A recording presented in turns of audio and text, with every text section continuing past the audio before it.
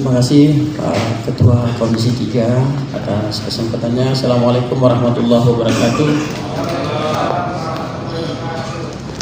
Alhamdulillah wal syukurillah wala haula wala quwata illa billah.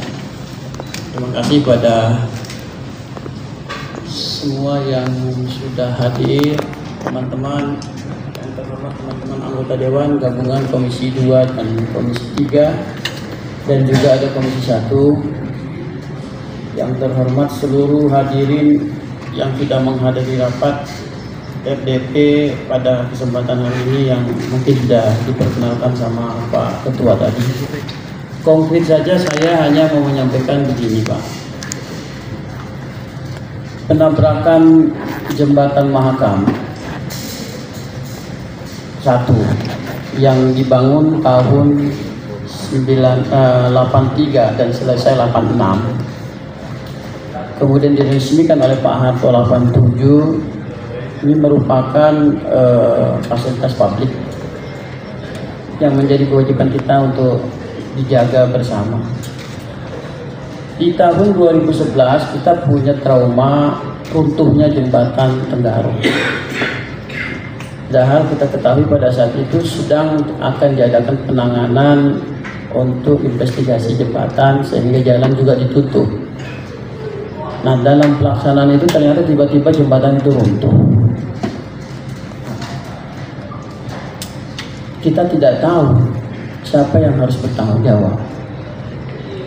Kalau hari ini kira-kira jembatan ini, detik hari ini tiba-tiba runtuh, kita sementara RDP, saya mau tanya sama kita semua yang hadir di tempat ini, sebagai representatif rakyat Kalimantan Timur, di 10 kabupaten kota, 3,5 juta penduduk, yang bertanggung jawab kira-kira siapa Pak?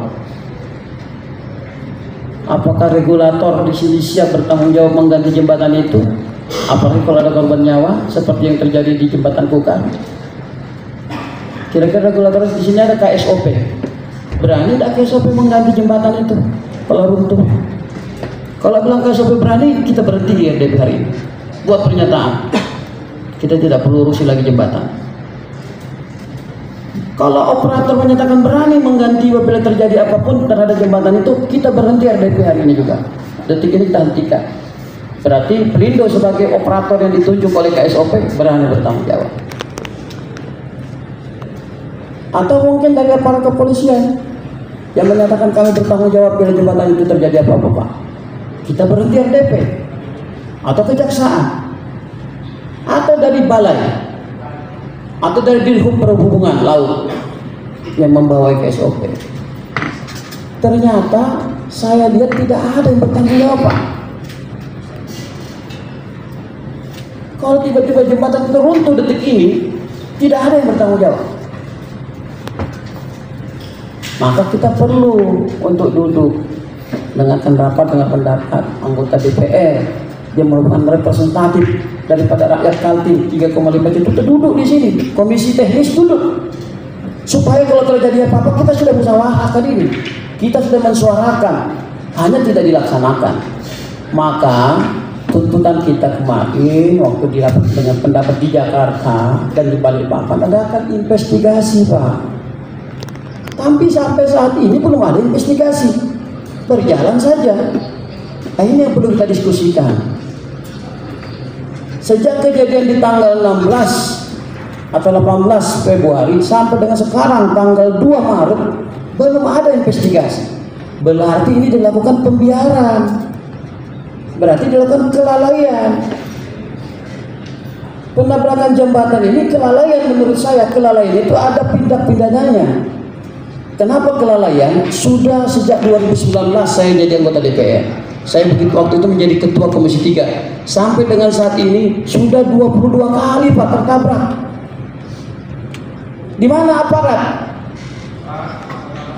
Saya tidak berkata dengan aparat siapa yang bertanggung jawab. Nah, kejadian hari ini terlalu berat. Beberapa kejadian yang terjadi itu tidak sampai menenggelamkan pender penjaga tiang utama Pak. Tapi yang sekarang ini Bapak lihat di video itu yang beredar di media masyarakat sekarang, di media sosial. Sampai saya diwawancarai oleh media nasional, RCTI mewawancara kita, Metro mewawancara kita, TV One juga wawancara kita. Ini sudah menjadi sorotan nasional, jadi tidak bisa dia main-mainkan. Kita bertanggung jawab Pak, terutama anggota DPR sebagai wakil daripada rakyat Kalimantan Timur yang duduk di provinsi mewakili 10 kabupaten kota. Kita sudah disumpah, kita ini dilindungi oleh undang-undang 23 tahun 2014. Permendagri ada, jadi kita punya kewajiban Bapak-Bapak harus bersuara, jangan Bapak diam. Nah, saya hanya membuka ini supaya teman-teman lebih kritis, karena ini pemerintah daerah punya tanggung jawab. Pada akhirnya kita yang akan menganggarkan jembatan. Pengalaman jembatan Tenggarong hampir 3 tahun dibangun, masyarakat harus pakai peri Pak. Siapa yang membiayai peri masyarakat? Pemerintah daerah. Yang bangun jembatan APBD. Kalau menunggu APBN 10.000 tahun lagi. Jadi saya ingin teman-teman bersuara, sampaikan. Banyak yang mau saya sampaikan sebenarnya, tapi sudah saya sampaikan. Jadi saya agak kurang begitu ini, karena kemarin tidak dibahas dengan secara lintas komisi seperti ini. Karena kemarin respon dari Komisi 2 langsung merespon karena adanya hot issue dari masyarakat. Tapi hari ini saya pengen yang hadir betul-betul yang mempunyai decision maker di bidangnya masing-masing. Baik, mungkin saya hanya pengantar Pak Ketua, apa yang dimaksud dengan kecelakaan laut menurut Undang-Undang 17/2008 Pasal 1 tentang pelayaran. Kecelakaan laut adalah kejadian yang mengakibatkan kerusakan kapal antar kapal, lingkungan, merusak alat-alat lain yang dibangun, atau bisanya terjadi penabrakan jembatan, terjadi kebocoran sehingga karam, terjadi kebakaran. Yang semuanya ini bisa karena kelalaian atau human error. Jenis-jenisnya bisa saya sebutkan tadi, tabrakan antar kapal, kandas itu juga menjadi suatu kecelakaan Pak. Kebakaran, tenggelam, pencemaran laut, orang jatuh ke laut, itu semua kecelakaan laut. Apa regulasinya? Apa kira-kira dampaknya bila terjadi jembatan mahakam ini? Saya mencatat beberapa bagian. Satu,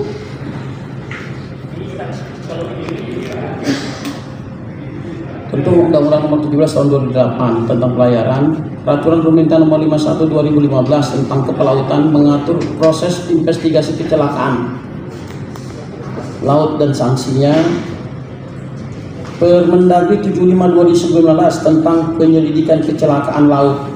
Ini menetapkan cara penyelidikan yang dilakukan oleh Komite Nasional Keselamatan Transportasi. Ini saya hanya menyampaikan beberapa regulasi yang berkenaan, bahwa ini ada konsep sanksi administrasi, pidana maupun sanksi pencemaran.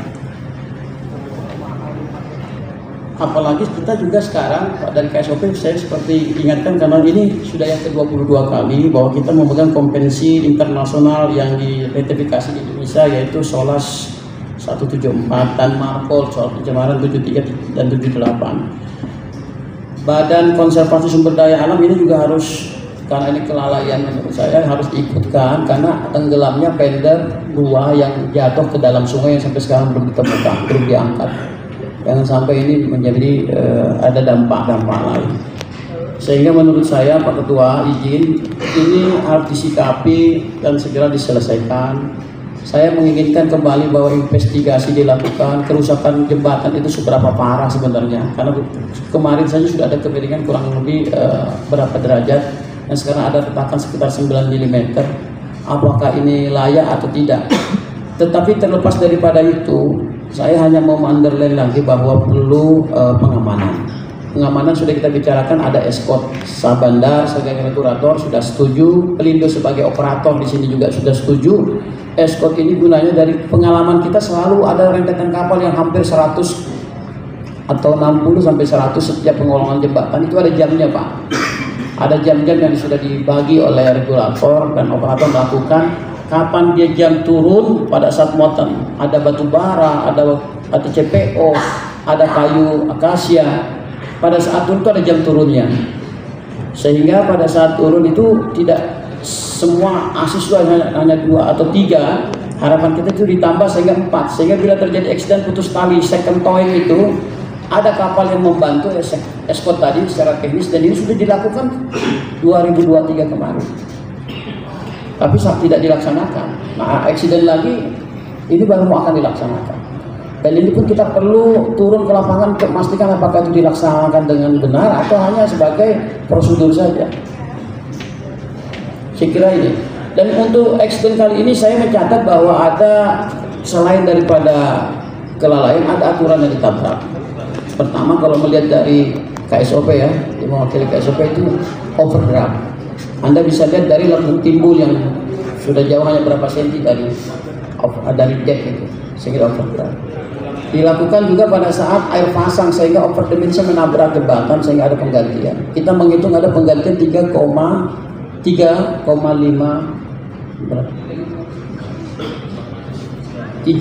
miliar untuk pengganti pender yang tenggelam. Dan untuk penggantian plafon jembatan atas itu 350 juta. Nah, ini memang harus juga dikawal oleh teman-teman bahwa pelaksanaan penggantian ini harus benar-benar terlaksana.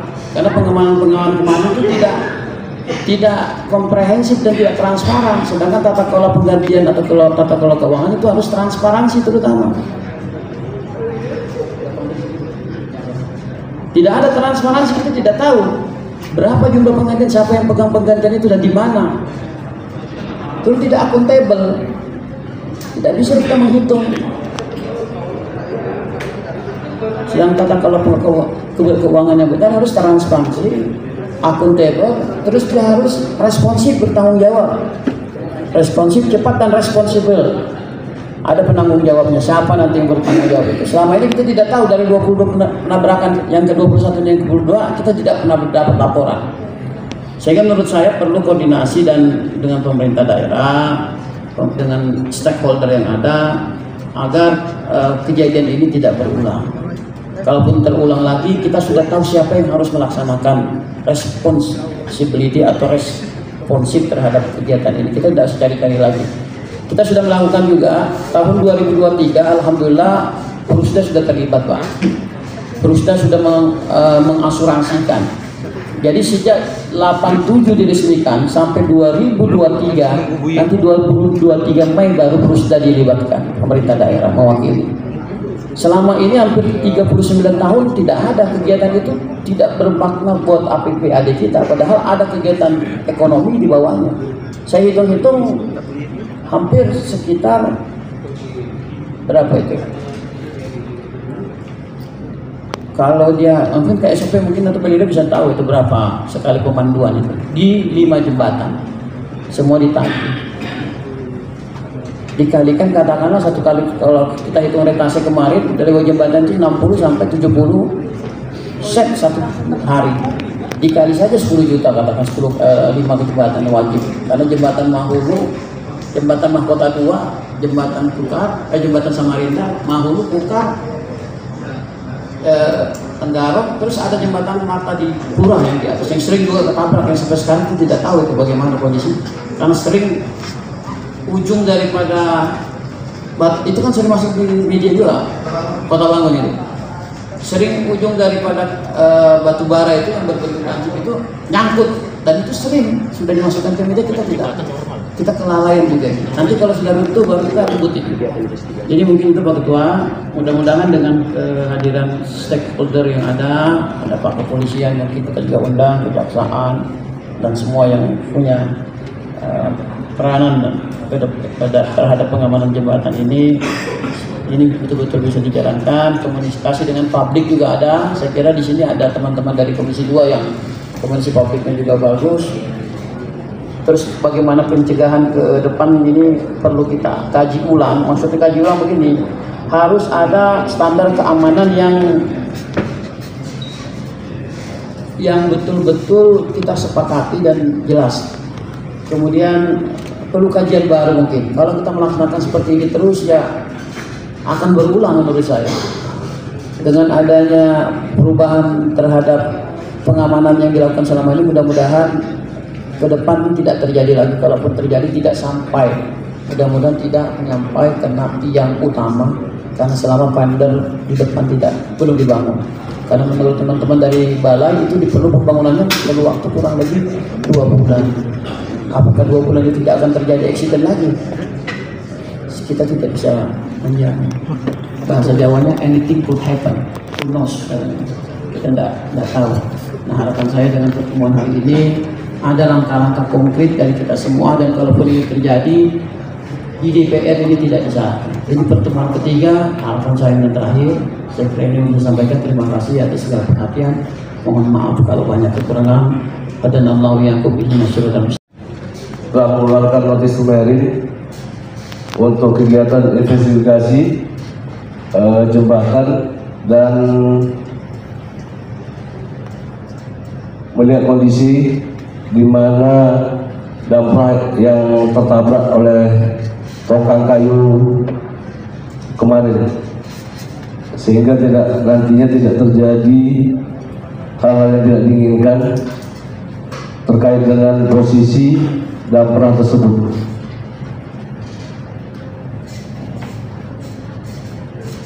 Dan terkait dengan apa yang telah kami lakukan, kami telah melakukan pemanggilan terhadap ABK kapal untuk diminta keterangan insiden yang terjadi pada saat penabrakan jembatan Mahakam. Dan untuk antisipasi, kami telah memerintahkan kepada Pelindo untuk menyiapkan penambahan eskort dan asis untuk mengantisipasi hal-hal yang tidak diinginkan. Dan sampai ini masih berjalan sesuai dengan kebutuhan yang ada.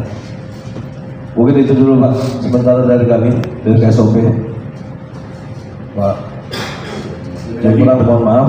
Halo, siap. Bentuk investigasi yang dilakukan KSOP ini apa? Lisan tertulis atau turun ke lapangan atau sudah ada alat uji? Kita bekerja sama dengan jembatannya Pak? Dengan navigasi Pak. Dari sisi lautnya Pak, dari sisi sungainya Pak, alur. Kalau untuk jembatan dari PUPR Pak. Jadi yang berkewajiban untuk investigasi siapa ini Pak? KSOP, Pelindo, atau PUPR? Kalau untuk terus kemudian posisi kapal yang menabrak sekarang di mana? Ada di atas Pak. Diamankan atau masih beroperasi? Masih diamankan Pak. Mungkin tolong dibantu teman-teman. Ini KSOP ini agenda seperti ini, ya kan, yang berkaitan dengan rakyat banyak, diundang pimpinannya dan mau hadir juga, malah mewakilkan tapi kayaknya nggak tahu apa-apa juga nih.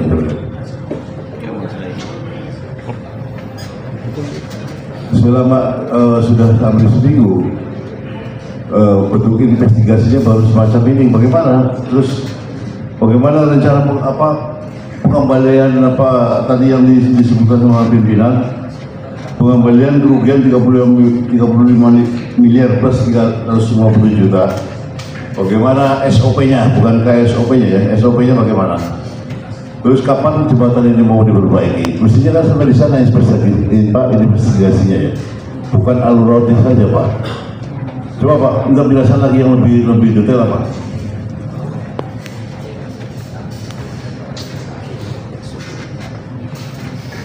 Izin doa. Oke, silakan Pak Arman. Ya, mohon izin sebelum Pak SB. Assalamualaikum warahmatullahi wabarakatuh. Selamat siang, salam sejahtera untuk kita semua. Yang saya hormati ketua komisi, rekan-rekan. Singkat yang saya hormati seluruh hadir yang hari ini. Mohon izin pimpinan ketua, kalau saya lihat yang hadir ini tidak menguasai apa yang harus disampaikan, sehingga mohon izin saran saja ketua, kalau bisa kita bentuk pansus atau panja ketua, biar dikawal ini pekerjaan yang disampaikan Pak Ketua tadi. Kalau sampai hari ini belum diinvestigasi, mungkin itu ketua, lebih supaya mungkin Komisi 1 dan Komisi 2 dan 3 bisa berpartisipasi untuk mengawal ini. Itu izin ketua, terima kasih. Baik, terus sebenarnya arus laut juga ini bukan hanya rakyat saja ya. Jadi pengguna laut, termasuk pengusaha juga menunggu keputusan dari kita. Keputusan stakeholder ini harus ada keputusan yang pasti, yang jelas. Bahwa kalau misalkan itu jembatan ditutup, pasti ada batas waktu mau berapa hari, berapa minggu. Biar ada kejelasan juga masyarakat. Kita ditanya masyarakat, Pak ditutup alasannya apa? Alasannya ditabrak. Lah kalau ditabrak sampai berapa hari, kapan dibukanya? Nah, ini yang bisa menjawab ini siapa? Yang punya alur laut, Pelindo, mestinya KSOP, barangkali tolong jelaskan ke kami gitu. Jadi kami bisa menjelaskan. Ini belum masuk kepada kerugian, pengembalian kerugian, kapan mau dikembalikan kerugian itu belum sampai ke sana. Baru di tingkat investigasi ya. Kepala Pelindo kami udah diundang, ditelepon juga susah, malah hari ini tidak hadir, diwakilkan. KSOP juga demikian. Ini terkesan apa menghindar semua? Ada apa sih sebenarnya ini, Pak? Tolonglah rakyat Kalimantan Timur ini menunggu keputusan ini. Ya, jangan main-main, Pak. Maka instruksi Ketua DPRD kami jalankan dengan arahan Pak Gubernur. Undang ke Pak Kapolda, undang kejaksaan agar bisa mengawal ini, mengawal bagaimana penyelesaian ini untuk bisa segera. Bukan jawaban Bapak tadi kapan KSOP investigasinya, investigasi apa ini? Yang konkret Pak, coba kira-kira apa yang sudah dilakukan? Pelindo mungkin, Pak Pelindo.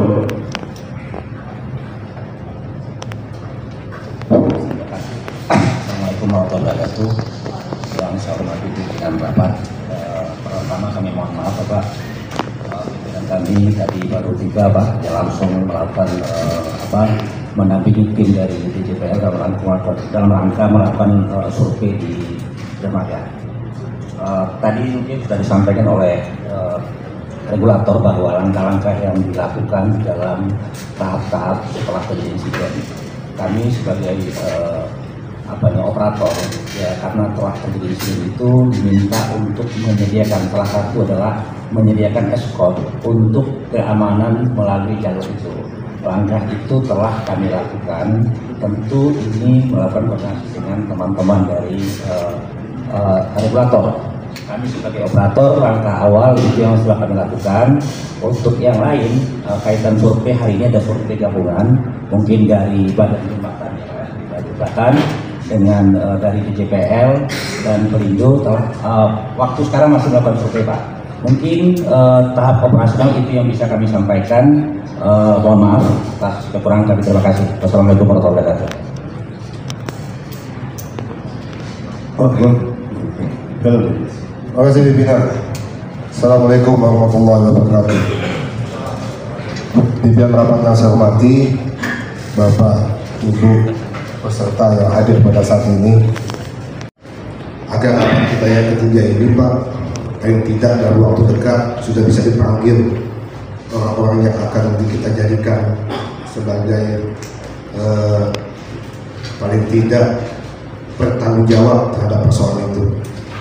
Pimpinan yang saya hormati, saya ini sebenarnya biar aja terulang-ulang, biar bosan dan apa-apa. Yang pertama, Kaltim ini katanya kaya, sumber daya alamnya tuh begitu besarnya. Tapi apakah ini sebuah berkah atau kutukan? Saya lihat kutukan betul. Karena apa? Karena masyarakat Kaltim yang menderita. Yang bahagia ya pejabat-pejabat itu semua, yang menikmati akan kekayaan sumber daya alamnya itu. Kalau bicara jembatan, kita tuh bicara objek, kita tuh bicara akibat. Akibatnya ini dari 22 kali objeknya jembatan ini ditambah. Kita tidak pernah membicarakan sebabnya. Sebabnya kenapa ditambah? Yang menambah itu siapa? Yang menambah itu kapal, tongkang. Siapa yang bertanggung jawab terhadap kapal dan tongkang yang menambah itu?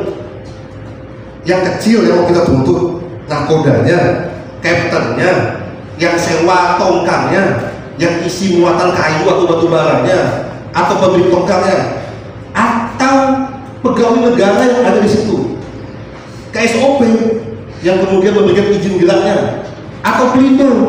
Enak betul Pelindo, dia dapat kontrak untuk kemudian pandu ASIS ya, tapi tiba-tiba dia subkontrakkan lagi kepada orang lain. Ini nikmat betul dia Pelindo ini. Dia dapat hasil kerjasama, kemudian dia subkontrakkan ke lain, kerjasama maritim dan lain sebagainya gitu. Tapi hari ini tidak bertanggung jawab, pimpinannya dipanggil ke Jakarta, kemudian KSOP pimpinannya dipanggil ke Jakarta. Itu berseliweran di mana-mana tuh. Dirjen Kupla bilang harus perintah Pak Gubernur dulu, baru bisa kita tutup itu jalur sungai. Enak betul. Nggak ada cerita bapak-bapak sekalian. Saya waktu pertemuan kedua Pak, saya takut mengunggah video itu di medsos saya ketika goyang kapal, tapi saya melihat gaya kerja KSOP ini, saya unggah di media sosial saya. Sudah ratusan ribu yang nonton. Ini kita ini Pak, mau bicara ekonomi dalam jangka pendek atau keselamatan nyawa warga Kaltim Pak, dan ujungnya perekonomian dalam jangka panjang. Itu kalau bicara ke SOP dan Pelindo mempengaruhi para kontraktor dan segala macam, ini ekonomi kita ini akan terhenti. Sampai kapan akan selesainya Bapak? Dulu jembatan Tegawan itu runtuh Pak, berbulan-bulan Pak terhenti ekonomi Pak. Ini paling lama 2 minggu kata balai ditutup, selesai. Kita bisa pastikan jembatan ini layak atau tidak layak dulu Pak. Kalau sudah layak, jalan Pak. Habis itu berpikir lagi PUPR, mau ada yang ke-23 kali lagi ditambah.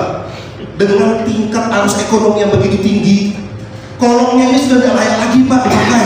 Kalau jembatan kita itu berpikir kalau PUPR bangun jembatan yang sama lagi, gitu. Yang baru lagi, yang kemudian memenuhi dalam sisi bisnis ekonomi sehingga kapal-kapal besar bisa berlayar di bawah kolong jembatan. Kita ini Pak dari tahun 80 jembatan itu aja, masalah itu aja. Saya nggak mau Pak. Saya bilang Bapak ya, saya katakan saya akan gunakan jalur hukum, saya akan lapor ke kepolisian dan kejaksaan, saya akan tuntut secara action di pengadilan. Mungkin sebentar lagi teman-teman KNP dan segala macam akan menuntut ke SOP. Benar nih Pak, kejaksaan tuh teliti Pak, teliti sampai detail ada permainan di situ. Itu yang pertama Pak. Nah hari ini Pak, 1 kali tutup sudah dibuka, gitu. Alasannya macet total. Kita ini sebagai manusia Pak, berpikir Pak, rekayasa Pak. Kalau Bapak alihkan semua di satu jembatan, yang macet itu barang. Ini jembatan ada banyak di Samarinda ini.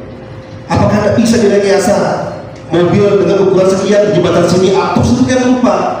Ini nyawa manusia Pak. Kalau ini terjadi apa-apa bagaimana Pak? Tidak ada hubungannya kita Pak dengan perekonomian dalam jangka pendek. Yang kita pikir itu nyawa manusia dan perekonomian dalam jangka yang panjang. Sekali macet, buka semuanya. Gitu. Nggak ada rekayasa yang bagus gitu, yang dibikin sedemikian rupa. Macet pasti, tapi jangan sampai macet total gitu. Ini bikin keselamatan nyawa manusia juga. Kita ini Pak gini Pak, selalu opini kita ini dibenturkan dengan perekonomian Pak. Jadi kalau ini ditutup, kerugian kita puluhan miliar, ratusan miliar. Kalau hancur Pak, triliunan Pak, bukan puluhan miliar lagi. Nyawa manusia ini Pak tidak ternilai Pak, bukan bicara triliunan lagi. Makanya saya minta balai segera untuk turun ke lapangan. Katanya kan maksimal 2 minggu, itu sudah tahu ketahuan itu. Nah ketahuannya layak dipakai, tapi langsung juga Pak, ini jembatan sudah tidak layak lagi untuk digunakan juga. Secara bisnis itu sudah tidak layak lagi kita Pak, dengan geliat perekonomian kita, gak anti gitu loh.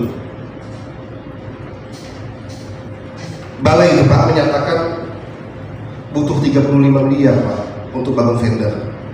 Mungkin teman-teman Komisi 1 atau Komisi 3 belum ketahui. Jadi vendor ini berfungsi untuk tidak langsung menyentuh pilar utama dari jembatan. Vendor sudah runtuh Pak. Kata Balai, sebelum bangun kita bersihkan dulu vendor. Nah sekarang seperti yang saya sampaikan pada Ketua DPRD, kalau bapak-bapak KSOP minta ke Pelindo kawal itu tongkang dengan asis yang kuat, dengan horsepower yang luar biasa, kemudian tetap bersentuhan dengan pilar jembatan dan itu bagaimana itu Pak? Siapa tanggung jawabnya? Saya minta nanti KSOP itu kemudian bikin surat pernyataan bertanggung jawab setiap kapal atau tongkang yang lewat di setiap jembatan Pak. Jadi, setiap yang menabrak ganti rugi terhadap apa yang disebabkan kerusakannya. Nggak seperti sekarang ini, sampai detik ini kita nggak tahu siapa yang menabrak. Saya nggak tahu jadi 23 yang ke-23 kali Pak. Kalau terjadi yang ke-23 kali, saya nggak tahu lagi dengan apa yang terjadi jembatan itu. Kalau bapak-bapak lihat goyangannya itu sudah bahaya itu Pak. Untung aja jembatan gaya kompartemen. Kalau satu runtuh belum tentu semua yang lain runtuh. Kalau mau dibuat jembatan yang tergantung dari sisi ujung ke ujung, apakah ini pakai kabel udah selesai. Jadi Pak, gini Pak ya, Pak Pimpinan, Pak Ketua Komisi 3, kami ini sebenarnya sudah capek Pak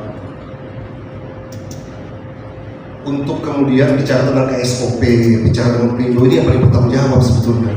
Kalau hari ini kita tahan kaptennya ya sudah lah, kasihan kapten udah nggak bisa apa-apa. Tapi yang memerintahkan izin gerak berlayar itu yang paling penting, yang menikmati. Makanya saya bilang kemarin itu, ikuti siapa yang mendapatkan keuntungan dari setiap apa yang terjadi hari ini. Itu aja Pak. Pasal-pasalnya jelas Pak. Pasal 406 KUHP, pasal 521, pasal 28 ayat 2, Undang-Undang Nomor 2 Tahun 2009, pasal 523 Nomor 1 Tahun 2003 tentang Pak semua Pak. Itu Pak. Menyalahgunakan kewenangan bapak-bapak KSOP dan Pelindo sebagai pegawai negara. Saya kira itu Pak Ketua Komisi. Ini kita tegas aja nih arahannya. Betul Pak Ketua, saya sudah sampaikan, saya tidak akan pernah bertanggung jawab karena saya sudah sampaikan tanggung jawab saya di sini. Sebatas itu tugas pokok dan fungsi saya. Tapi sebagai warga masyarakat saya akan tuntut tuh Pak. Dalam waktu dekat Pak, KSOP, Pelindo tugas saya tuntut. Ingat aja Bapak, Bapak tidak akan tinggal diam, saya tidak akan tinggal diam. Kita lihat Pak, apakah kita menang di pengadilan, apakah pengadilan membela rakyat kecil, kita lihat nanti. Apakah Pak Jaksa dan Pak Polisi membela kepentingan masyarakat umum ini, Pak, aset kita sudah dihancur-hancurkan oleh sebuah kebijakan yang salah. Saya kira itu aja Pak. Terima kasih. Assalamualaikum warahmatullahi wabarakatuh. Terima kasih. Assalamualaikum warahmatullahi wabarakatuh. Selamat pagi, salam sejahtera bagi kita semua. Yang saya hormati Bapak Ketua DPRD Provinsi Kalimantan Timur, Bapak Sudi.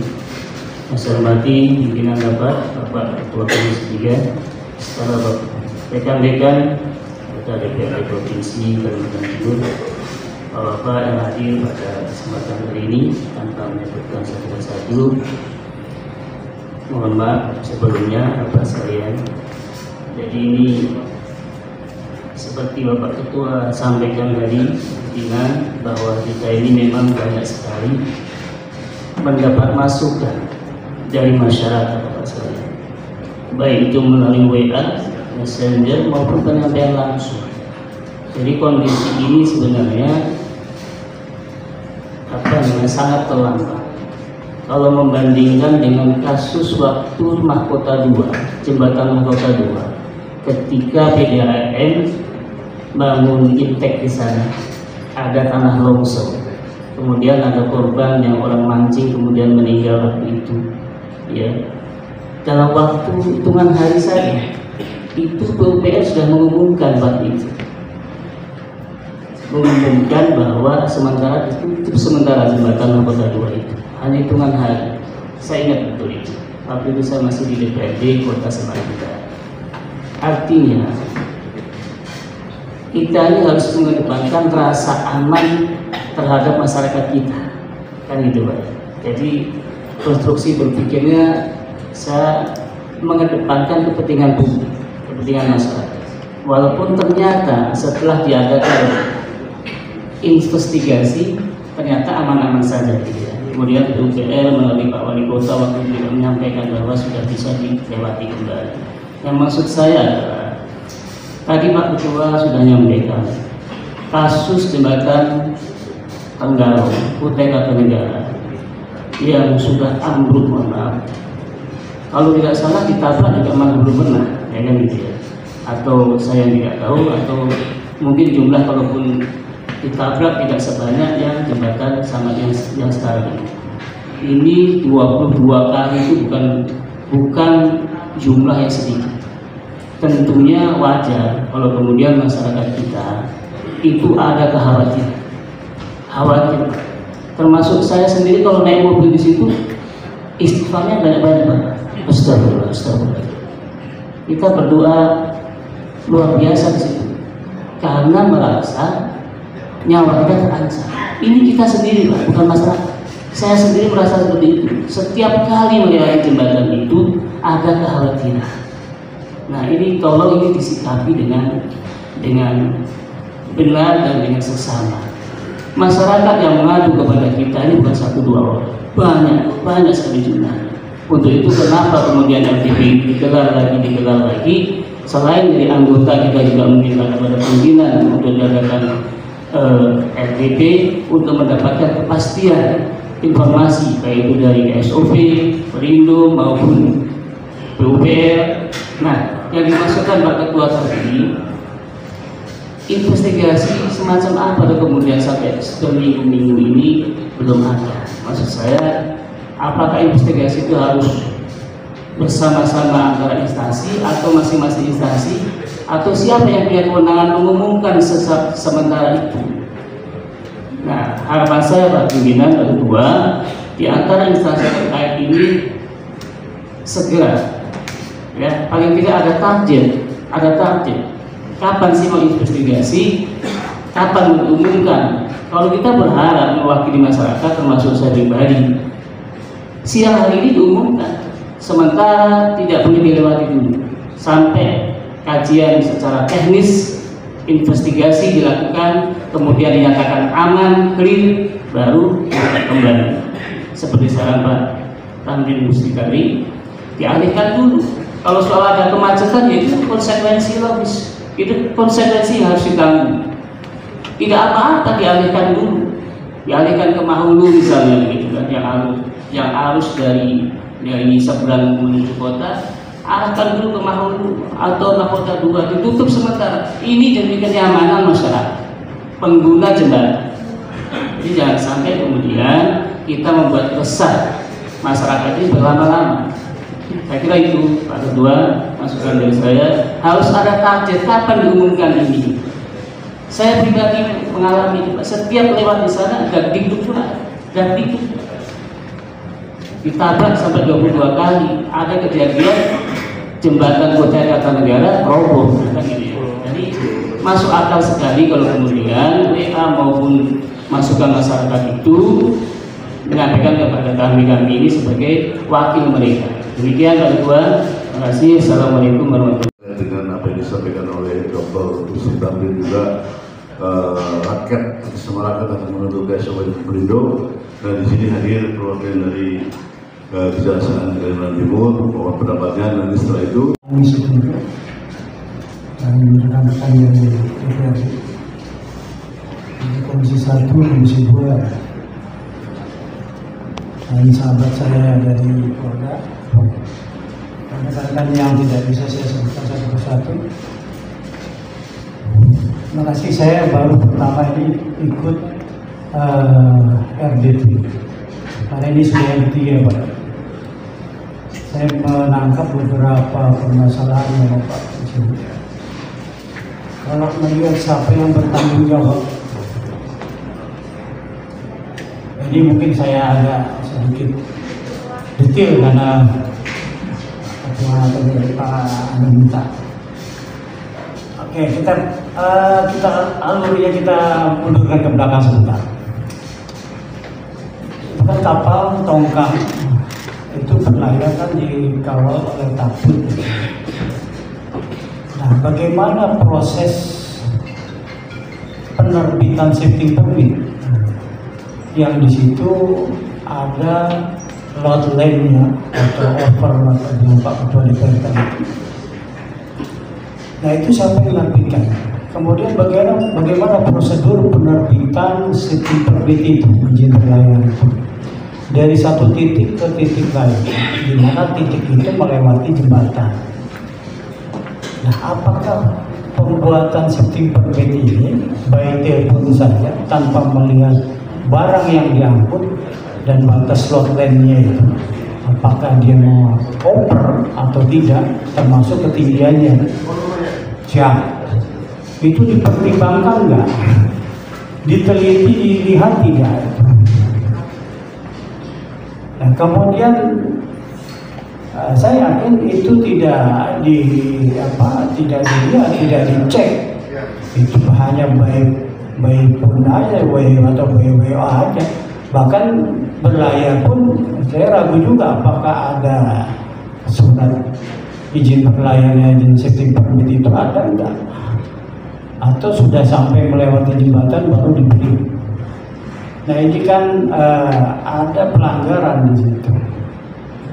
Kalau dia melewati batas dengan ketinggian Sungai Mahakam, apalagi kalau itu lagi pasang dengan tingginya kapal ini membawa barang sehingga agak terturun batas lolenya over yang dikatakan oleh Ketua DPR tadi. Nah, ini sudah menyalahi aturan. Di situ harusnya bisa diantisipasi. Ya kurang lebih mekanismenya seperti jembatan tambang lah. Nah, modelnya begitu. Jadi bisa diantisipasi. Oh, ini barang ini kelebihan, buang terus separuh. Harus sesuai dengan batas load lane tersebut. Ini berapa sih? Kristalnya berapa kan harus kelihatan itu. Sehingga melewati jembatan atau dengan perkiraan kayu yang diangkut sekian kubik, oh ini tidak bisa hanya pandu satu aja, harus dua pandu ini, mungkin satu di depan nahan, satu dari belakang nahan, sehingga berlayar melewati jembatan itu tanpa hambatan dan tanpa menyenggol pember yang ada di situ. Memang itu kelihatan dari Hotel Haris. Cara bekerjanya itu kelihatan di Hotel Haris itu, nampak sekali. Dan dengan izin-izin yang dikeluarkan itu kan berakibat itu. Nah, nanti dari teman-teman sendiri nanti silahkan mengembangkan sendiri. Kemudian saya mendengar juga dari banyaknya, kalau tidak salah saya sempat itu nongkrong sambil mancing itu sehari itu ada 60 tongkang kalau tidak salah oleh mudik di situ. Nah, apa yang didapat dari batubara yang hilir mudik di jembatan Mahakam itu? Apakah hanya PNBP saja atau ada pemasukan-pemasukan ke daerah yang jelas? Nah, kalau tidak ada, ini juga perlu dicarikan solusi, Pak Ketua. Apa perlu kita jangan menjadi penonton aja? Kalau bisa memang harus ada perda khusus sehingga pemerintah ini benar-benar ikut serta apa yang diambil oleh orang-orang pusat umpamanya. Contoh mungkin bikin aja gerbang, jadi batubara yang lewat itu terdeteksi dari mana diambilnya, di mana stockpile-nya, dari mana berlabuhnya, dari mana berangkatnya. Nah, itu kelihatan batubaranya berapa masuk ke daerah PNBP berapa. Jangan PNBP saja, kalau PNBP aja kecil gitu Pak. Karena nanti kalau sudah habis batu baranya baru kita mulai. Ya, ini belum ada IPR lagi ya, izin pertambangan rakyat itu. Kalau itu karena Menteri Baru ini giat juga ya, ini akan didengungkan lagi. Kalau itu diberi izin, kemungkinan bukan 60 tongkang lagi yang lewat, bisa 100. Nah ini juga ke depan kita harus antisipasi terhadap kemungkinan ini. Kemana alurnya itu? Nah, itu kan sampai ke kilo 13 itu, kita pernah ikuti loh. Nah ini juga harus jelas minimal ada pemasukan dari tambang-tambang itu di luar dari PNBP. Ya untuk apa? Untuk kesejahteraan Kaltim. Tinggal pengelolaannya aja. Mungkin ini yang bisa saya sedikit yang bisa saya utarakan untuk teman-teman anggota dewan termasuk pimpinan. Ke depan mungkin lebih baik kalau melihat siapa yang bertanggung jawab, nanti itu larinya bisa ke yang mengeluarkan izin gitu, permit itu, termasuk Pandu juga. Nah, kalau memang dia bisa membayar atau ganti rugi, ya alhamdulillah. Kalau mau digugat bisa lewat kita, jasa pengacara negara, melakukan gugatan untuk memulihkan atau ganti rugi terhadap barang yang sudah ditabrak itu. Mungkin itu kurang lebihnya. Saya minta maaf bila itu hidayah. Mohon maaf sebelumnya, saya mewakili Wakil Kapolda tidak bisa menghadiri kegiatan rapat. Dari kami pihak kepolisian berdasarkan beberapa informasi ataupun masukan-masukan yang didapat, ada beberapa pointer yang perlu kami jadikan masukan mungkin Ketua. Yang pertama kami laporkan terkait pasca terjadinya tabrakan tersebut, langkah-langkah nyata yang sudah kami lakukan. Yang pertama adalah kami tetap melakukan investigasi dan penyelidikan terhadap penyebab terjadinya kecelakaan penabrakan terhadap jembatan tersebut. Tentunya kita harus lebih mengetahui atau mendalami penyebabnya, apa karena alam atau kelalaian daripada pihak operator ataupun nakoda yang melewati jembatan penggolongan tersebut. Itu masih kita lakukan pendalamannya. Yang kedua, langkah nyata yang telah kami lakukan setelah rapat kedua, kami melakukan terobosan ataupun kerjasama dengan pihak KSOP, khususnya menghindari penyebab kelalaian daripada pihak para nakoda. Kami melakukan pemeriksaan kelengkapan dokumen dan tes urin sesuai janji kami kemarin. Harus dilakukan itu sampai dengan saat ini kita lakukan secara bertahap ya. Dan hasilnya dengan sampai saat ini memang belum kita temukan adanya dugaan penggunaan narkotika terhadap para nakoda yang melewati penggolongan. Kemudian terkait evaluasi rekayasa lalu lintas, terima kasih atas masukannya bahwa ditemukan masih banyak terjadi kemacetan ataupun hambatan-hambatan dari para pengguna jalan jembatan.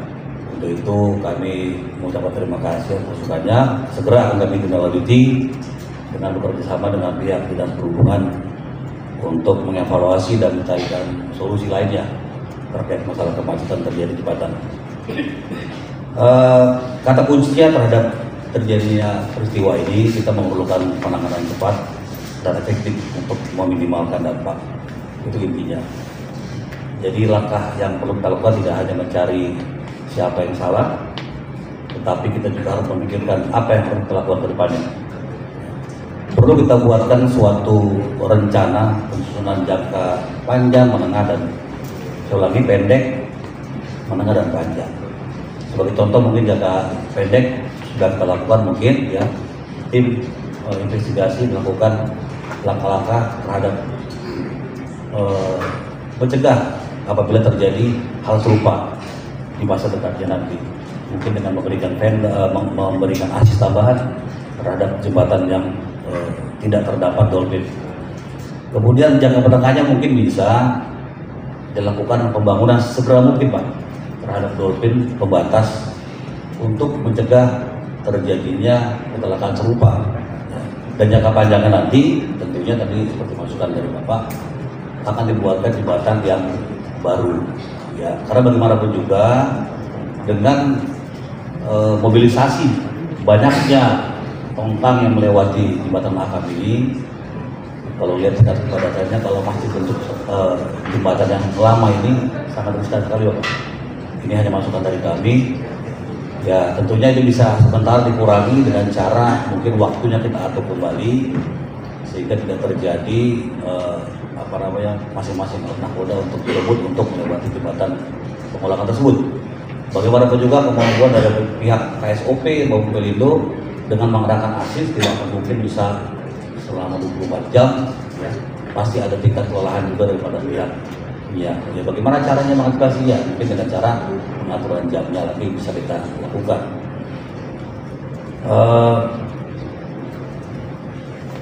Yang terakhir ada pesan mungkin terkait masalah rencana penutupan secara beberapa hari ke depannya. Saran kami ya, karena bagaimanapun juga Bapak, dampak penutupan juga perlu kita pertimbangkan. Di situ ada berdampak terhadap gangguan logistik, supply ya, baik dari dalam maupun luar. Kalau kita tutup secara permanen lalu lintas laut mungkin juga akan berdampak tidak hanya skala nasional, tapi mungkin bisa lokal dan nasional juga ya menerima dampaknya. Kemudian dampak aktivitas dari para nelayan dan harian dari masyarakat juga mungkin akan terganggu. Bagaimana caranya untuk menanganinya ya tadi itu menggunakan jangka panjang, lagi jangka pendek, menengah dan panjang.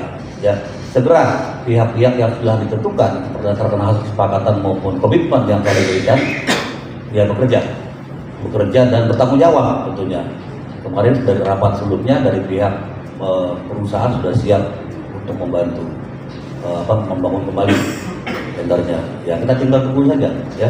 Tapi ada batas waktu ya dari pihak SOP mungkin dari pihak Pelindo juga sama-sama memberikan masukan-masukan segera kepada pihak yang mau bertanggung jawab. Itu saja masukan dari kami Bapak. Terima kasih waktu diberikan. Wassalamualaikum warahmatullahi wabarakatuh. Udah hadir ya? Pak KSOP, Abang, ada yang bertanggung jawab, ada nggak hadir hari ini? Ya? Ya itulah. Pak Pelindo, ini tadi Direktur Utama PT Kaltim Melati Bakti, ada? Bapak yang apa sudah termasuk? Oh perlu sudah.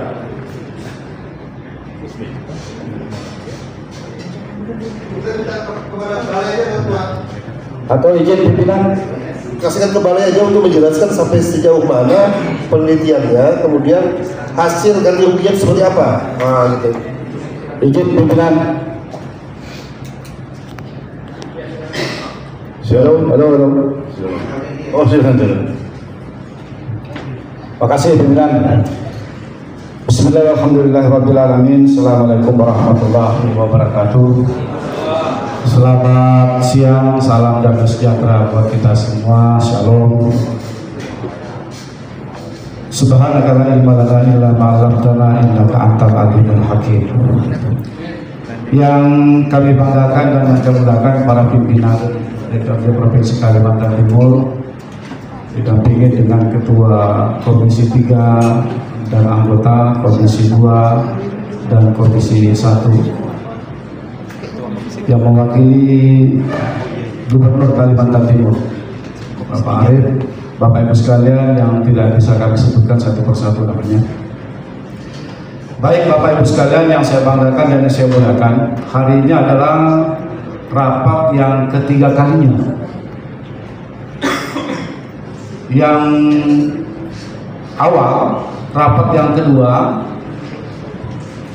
kami bersama dengan Komisi 2 memimpin rapat itu, dan alhamdulillah bapak-bapak dan rekan-rekan sekalian yang hadir di sini tidak asing karena memang selalu ikut pada rapat pertama dan kedua, dan rapat ketiga juga konsisten masih hadir di sini. Supaya sistematis dalam pertemuan kita, bahwa tanggal 16 Februari kemarin terjadi insiden 16 pukul 16.05. DPRD dalam hal ini Komisi 2 telah melakukan action di tanggal 17 karena adanya viral di mana-mana. Tanggal 18 kita lanjutkan pertemuan itu, meminta kepada yang bertanggung jawab dalam hal ini. Muncul ada perusahaan umum daerah, yaitu MBS, yang telah mengasuransikan jembatan Mahakam 1.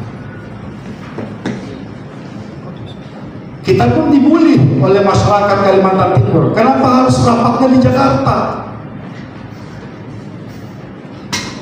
Kami mengundang teman-teman sekalian. Tanggal 18 ternyata teman-teman itu sebagian dan mayoritas menghadiri pelantikan kepala daerah di Jakarta. Oleh karenanya kami memutuskan Komisi 2 untuk jemput bola di sana. Tanggal 19 kami melakukan rapat di Jakarta. Dan alhamdulillah teman-teman stakeholder yang kami undang terpenuhi undangan itu.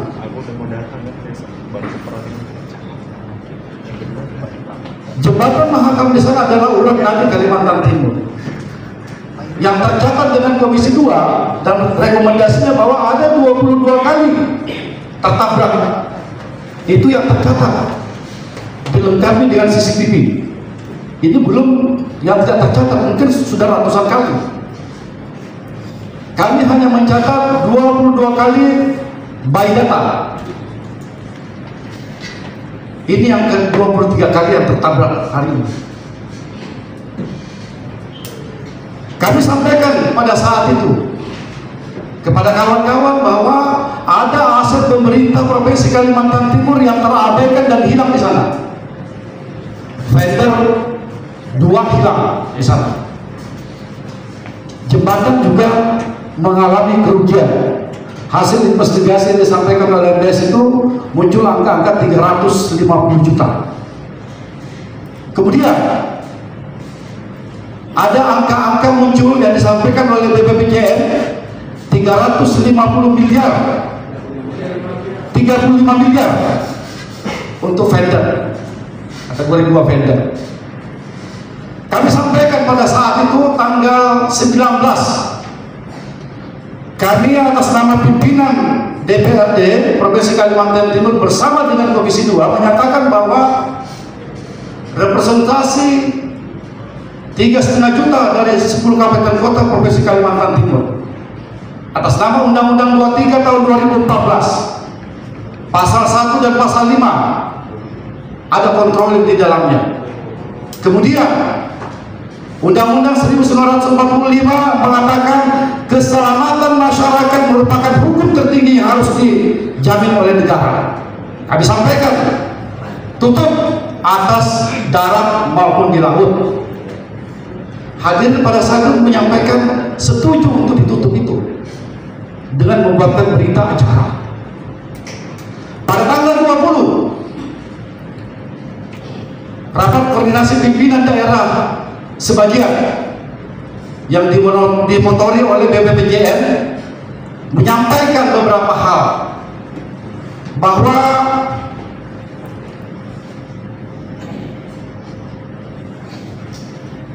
jembatan Mahakam Samarinda secara struktur masih aman untuk dilewati, akan tetapi risikonya sangat besar karena tidak adanya dolphin maupun tender untuk pengaman jembatan.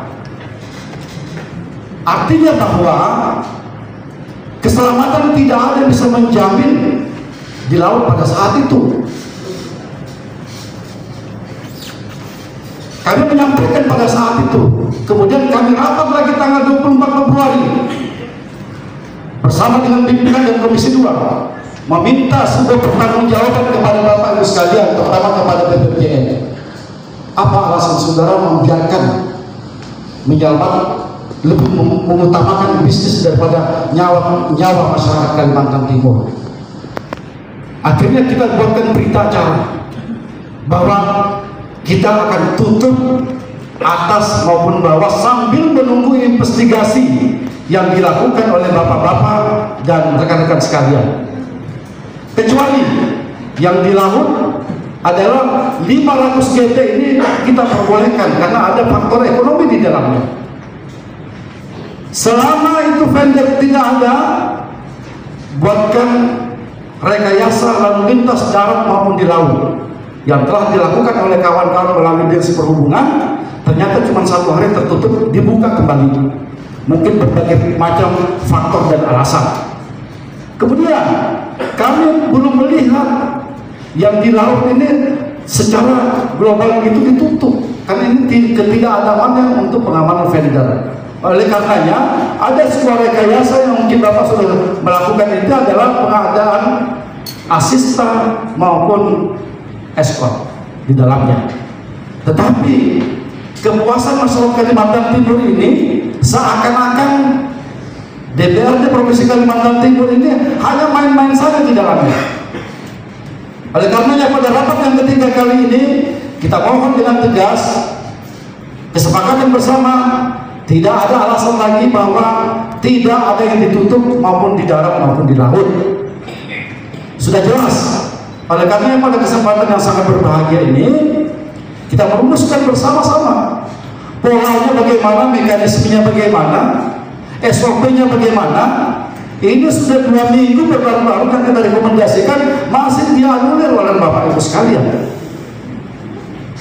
Oleh karenanya itu kami dengan tegas menyampaikan atas nama rakyat Kalimantan Timur 10 kabupaten kota kurang lebih sekitar 3,5 juta demi keselamatan kita bersama, untuk itu sementara kita hentikan.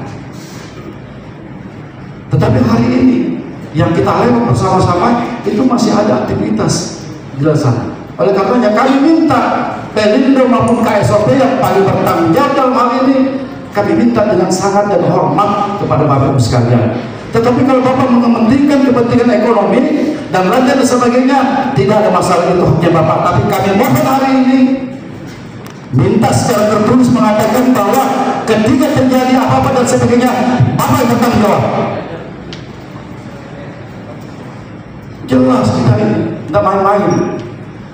Kalau Bapak masih mengindahkan namanya permintaan kita ini, Bapak tertulis mengatakan kami bertanggung jawab, tidak ada masalah. Besok atau lusa ada korban jiwa, kami tuntut dengan Bapak. Kami mohon dengan sangat.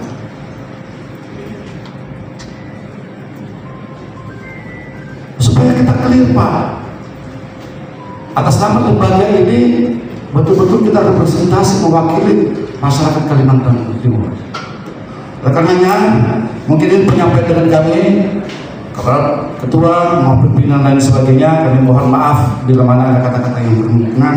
Akhirnya Assalamualaikum warahmatullahi wabarakatuh. Terhormat Ketua DPRD Prof Kalimantan Timur Pak Samsudin dan Bapak Ibu semua, Ketua Komisi 1, 2, 3, para anggota DPR Prof Kaltim dan teman-teman semua dari Polda, dari Kejaksaan Negeri, dari KSOP, Pelindo, dan semua yang hadir yang tidak bisa saya sebutkan satu-satu. Terima kasih. Izin Bapak Ibu sekalian, perkenalkan saya Hendro Satrio, saya Kepala Balai Besar Pelaksanaan Jalan Nasional Kalimantan Timur. Saya hadir di sini bersama dengan rekan-rekan dari tim. Perlu kami laporkan bahwa yang pertama, jembatan yang tertabrak oleh kapal tongkang tersebut itu adalah jembatan Mahakam 1 yang bentangnya panjangnya 411 meter total panjang jembatannya, terdiri dari 6 buah bentang masing-masing 60, 60, 100, 60, 60, 60. Jadi selama ini sih kita lihat kapal-kapal ataupun tongkang yang melintas selalu berada di kolong jembatan panjang 100. Tapi antara pilar 3 dan pilar 4. Tapi yang tertabrak tanggal 16 Februari kemarin itu kapalnya itu berada di antara pilar 3 dan pilar 2, bentangnya 60 meter. Hingga akhirnya jembatan kapal teman tersebut menghantam 2 buah fender sebagai pelindung jembatan di depan pier 3. Seperti yang kita lihat videonya di medsos selama ini. Bapak Ibu sekalian, kami dapat informasikan bahwa saat ini kami dari Kementerian PUPR di Balai Jalan Nasional Kaltim, kami menyampaikan bahwa akibat tertabraknya fender tersebut itu expansion joint jembatan itu mengalami pergangan sebesar 9 mm, dan kami sekarang sedang melakukan investigasi untuk melakukan pengujian terkait dengan struktur jembatan tersebut.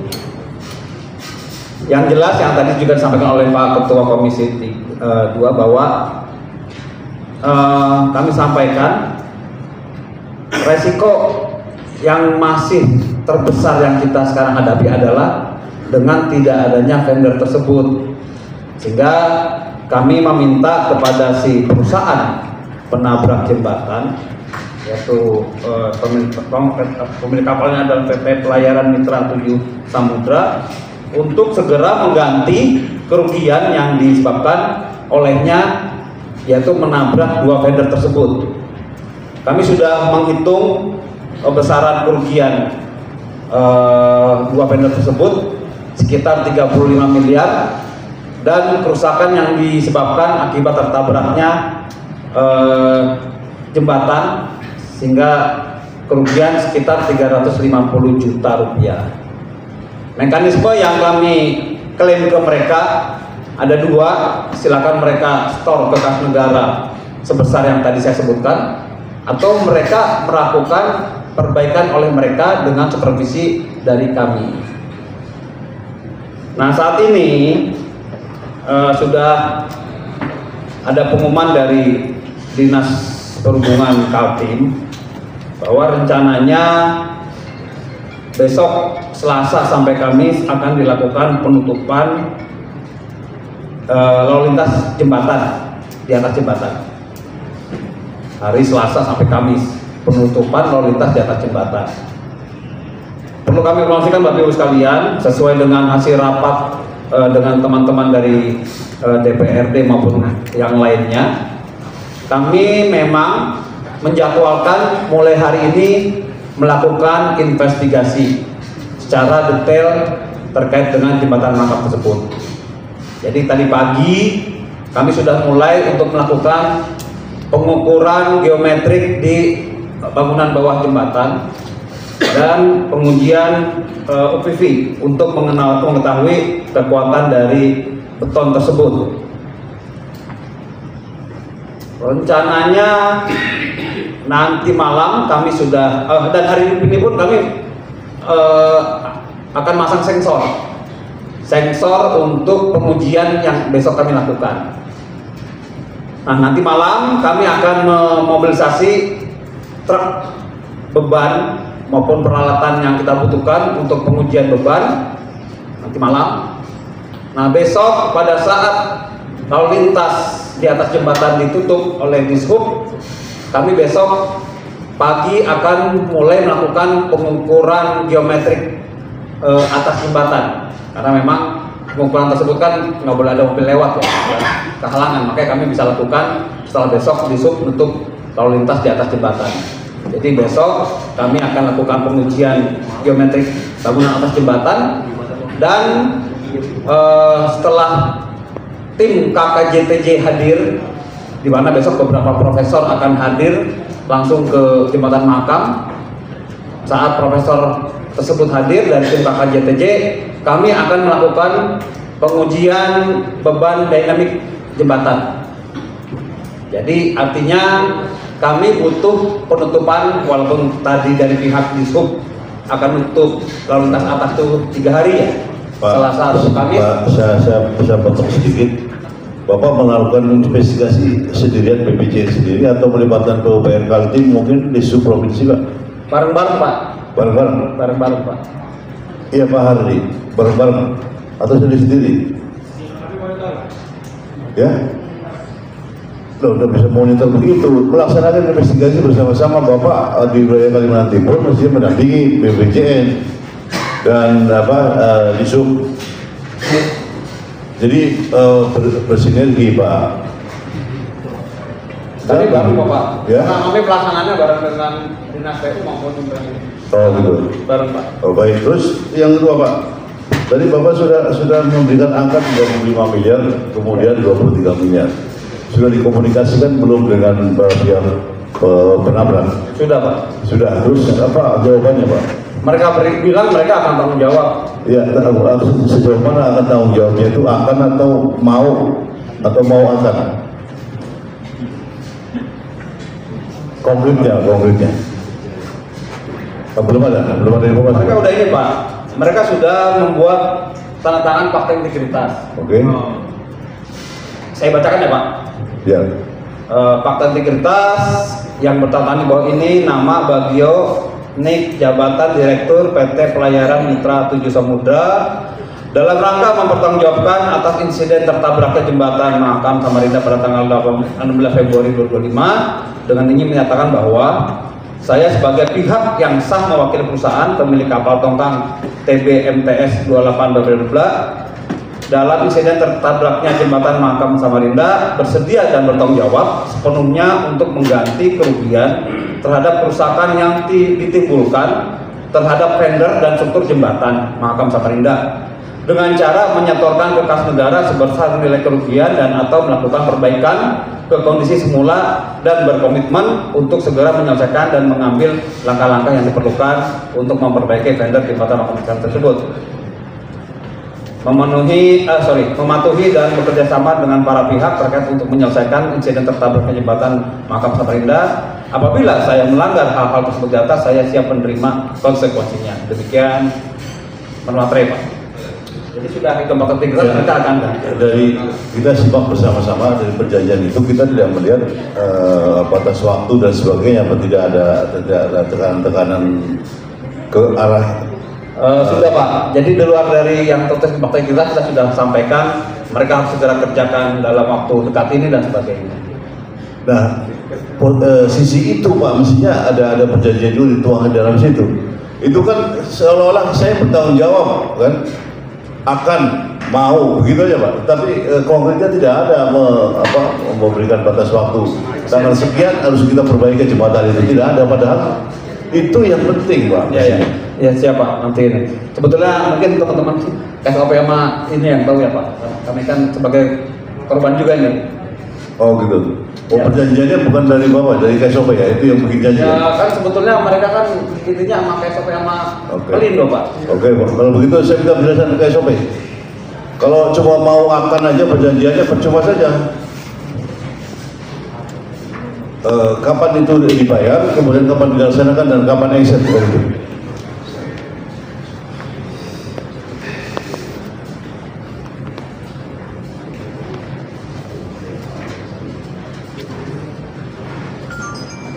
Saya masuk dulu Pak. Jadi maksud pimpinan rapat ini sudah dilakukan koordinasi Pak. Kita sudah rapat-rapat. Penilaian kerusakan juga sudah dapat dari pihak Bapak. Investigasi segera akan dilakukan, ya kan? Tapi kan tentu juga orang ahli dilaporkan kan Pak, melibatkan orang-orang ahli kan, laporan para saksi ahli lah. Sebenarnya saya sudah ada diskusi sama Pak pimpinan tadi bahwa melibatkan Universitas Pulau Warman, karena di situ saya tadi malam ada diskusi, ada namanya GPR Pak. GPR itu General Penetration Radar, jadi itu ada radar yang ditaruh di atas air sebesar tahu itu, supaya mengetahui berapa, di mana posisi tender yang tenggelam di dasar sungai itu. Harapan saya itu ada Pak. Sebelum saya Bapak Andri yang tanggapi. Kemudian rencana darurat yang akan kita laksanakan bila terjadi penutupan. Penutupan itu hal yang harus Pak, karena KSOP sudah bersurat kepada kami untuk membuat surat dari gubernur secara resmi untuk melakukan penutupan, karena kalau legislatif KSOP katanya tidak kuat. Nah, karena dia langsung perintah dari Dirjen Perhubungan, maka kami memintakan kepada Pak Gubernur. Gubernur sudah membuat surat Pak untuk dilakukan penutupan. Jadi hal yang pasti Bapak harus tutup itu KSOP. Kalau Bapak tidak tutup, Bapak sudah melanggar itu. Jadi pasti harus Anda tutup. Nah, setelah Anda tutup kita tidak tahu berapa lama akan Anda tutup. Apakah 1 hari, 1 minggu, atau sesuai dengan selesai tender dibangun 2 bulan dengan segala dampaknya. Makanya Pak Ketua tadi menanyakan proses pergantian ini ya harus ada rencana detail Pak. Satu, mengganti atau perbaikan termasuk timeline dan tahapan pekerjaan kami harus tahu Pak. Jangan kami ditanya-tanya Bapak nggak bisa dihubungin lagi. Kemudian harus ditender Pak. Bapak harus tender itu supaya ada transparansi dan kompetitif. Jangan main tunjuk. Itu maksudnya Pak Ketua tadi. Setelah itu kita akan mengadakan pengawasan dan evaluasi. Ini tahapan yang sudah kita buat Pak di DPR. Dan itu akan kami terapkan. Monitoring berkala akan kami lakukan. Evaluasi kinerja akan kami kerjakan. Komunikasi publik kami akan lakukan. Dan pencegahan ke masa depan itu sudah kami buat kajian ulang terhadap standar keamanan jembatan sebagai fasilitas publik. Jadi kami akan adakan kajian ulang terhadap standar keamanan jembatan sebagai fasilitas publik. Kan ini fasilitas umum Pak, bukan punya kita sendiri. Kemudian ada kajian baru, maksudnya kajian baru untuk pencegahan masa depan adalah menyusun dan mengusulkan kebijakan baru untuk mencegah kejadian ini berulang. Nah ini akan kita bicarakan dengan KSOP, Pelindo dan Perusda. Saya kira itu. Ya, tadi KSOP belum jelasan. Silakan. Siapa tahu sudah ada ketemu langsung dan ada perjanjian khusus dengan pihak penabrak. Ada, saja. Apa itu? Silakan Pak. Bisa jelaskan tak? Sementara masih nihil kan? Belum ada. Bisa nihil gimana sampai? KSOP yang menangani kok sampai nihil gimana? Enggak, maksudnya begini, tadi perjanjian secara umum Pak akan mengembalikan bertanggung jawab bla dan sebagainya ya. Tetapi kan baru mau akan semua konkretnya, misalkan kapan mau dibayar, kalau besarannya sudah disetujui tadi 35 miliar dengan 350, kemudian kalaupun mau di store ke kas negara, kapan di store-nya, kalau mau dikerjakan sendiri, kapan dikerjakan sendiri gitu Pak. Kita tunggu, masyarakat menunggu, itu loh maksudnya. Silakan Pak. Ya baik Bapak, nanti akan kita tindak lanjuti secepatnya Bapak. Mas, jadi selama ini belum ada tindakan dari KSOP? Belum ada? Kacau. Kalau saya minta Ketua, kepala KSOP pecat. Itu aja dari saya.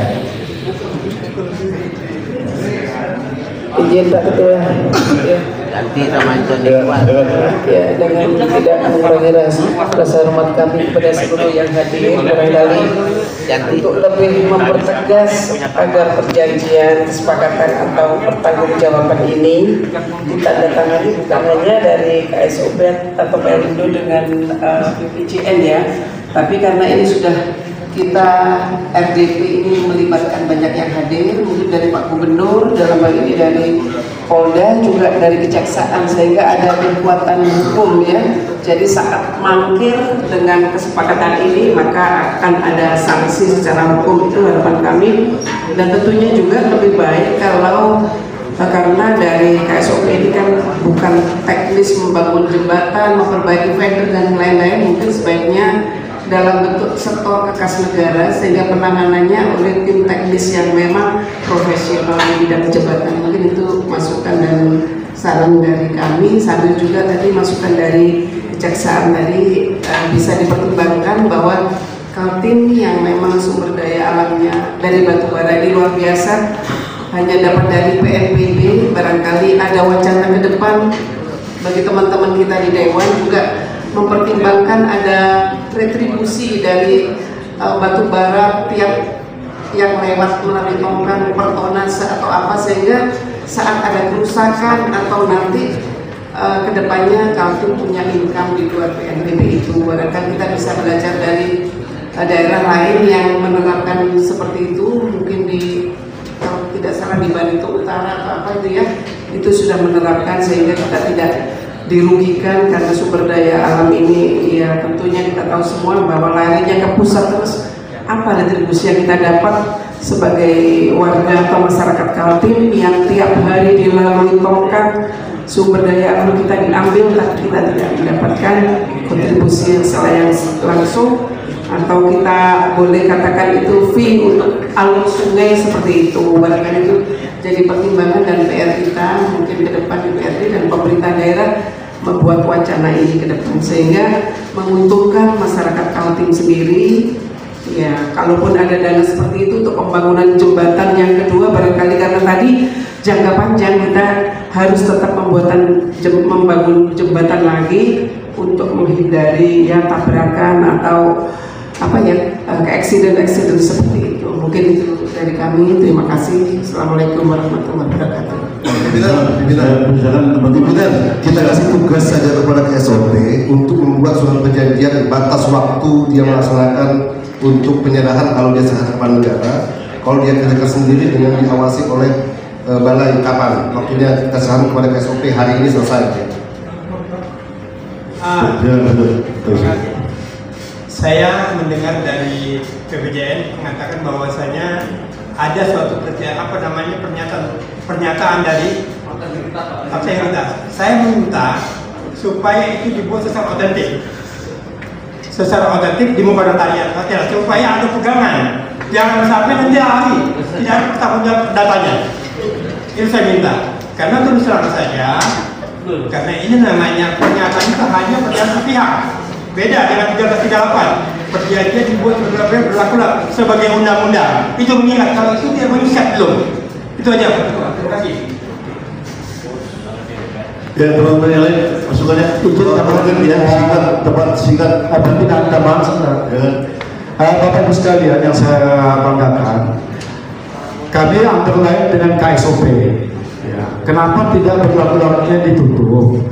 Pimpinan Bapak mengatakan kami akan tutup kalau ada surat dari gubernur. Pada saat itu, ini sudah ada surat dari gubernur. Kita penuhi permintaannya Bapak. Kita penuhi permintaan Bapak karena diminta bahwa surat gubernur itu dimintakan. Sekarang suratnya ada. Satu. Yang kedua, Kepala BPJN ya kemarin kita rekomendasikan bahwa tongkang maupun muatan yang di sana tolong itu diboleh selain dulu. Apakah sudah dilakukan? Dari kepolisian, dari Polda sudah banyak. Nah, oleh karenanya itu, kalau memang itu sekiranya itu ada perjanjian, ketika itu mangkir ini kan bisa disita nih, barangnya tongkangnya sama muatannya ini. Mungkin pimpinan, kasih. Izin pimpinan tambahan saja pimpinan. Ya, sudah. Baik, langsung saja. Jadi izin pimpinan, apa yang disampaikan oleh KSOP hari ini sebenarnya boleh dikatakan sangat-sangat sesuatu lelucon yang disampaikan kepada kita. Sementara kita di sini hadir dari beberapa baik dari kepolisian, kejaksaan ada, dan tentunya persentasenya lebih meyakinkan kita lah, kesiapan mereka lah. Nah, sebenarnya ada hal yang tidak disampaikan oleh KSOP. Sebenarnya paling gampang kalau kita mau mencari informasi, karena sudah tadi sedikit agak disampaikan oleh, mohon izin dari Pak Kejaksaan. Sebenarnya di dalam alur lalu lintas laut kita itu kan ada namanya sistem informal. Itu tidak disampaikan. Sebenarnya investigasinya cepat sekali. Karena di dalam informal itu sudah tertuang semua. Jenis muatannya apa, open drum atau tidak, sistem permitnya ada, tidak ada alasan Pak. 1 hari sudah tahu kita Pak. Karena sebelum berlayar kapal itu sudah ada tertuang di dalam RKBM-nya, rencana kegiatan bongkar muatnya di mana, tujuannya kemana, jelas semua di sana Pak. Jadi kalau Bapak selaku KSOP menyampaikan tadi, walaupun Bapak perwakilan, tapi kan Bapak di kabin lalu lintas laut, tentunya tidak ada alasan. Nah, jadi kalau saya izin pimpinan, saya lebih cenderung di sini ada sanksi pidana sebenarnya Pak. Mohon maaf, saya minta dengan hormat dari Bapak Kepolisian dan Kejaksaan, ini harus tegas Pak. Karena ada unsur yang dirugikan Pak, seperti itu. Dan kedua, saya melihat di sini Dari Pelindo kelihatannya ada ditutup-tutupin. Jangan hanya kita melihat hanya yang merusak, Pak, tapi ada keterlibatan Pelindo, kesalahan dalam pandu dan tunda atau ASIS. Nah, sudahkah KSOP menjalankan sesuai dengan SOP-nya? Pertama apa? Kalau kita mau melihat, sudah standar ASIS-nya itu memang kapal pandu atau hanya sekedar tongkang saja? Ini kan juga pidana juga, Pak, jangan salah, Pak, seperti itu. Nah, ini yang maksud saya mempertegas dari Bapak Kepolisian dan Kejaksaan, saya melihat ini ada unsur pidana, Pak, seperti itu. Dan ini tidak hanya sampai di sini saja. Saya sangat setuju tadi apa yang disampaikan oleh saudara kita dari Pak Arfan. Pimpinan saya minta harus segera terbentuk pansus, biar semuanya kita tuntas seperti itu.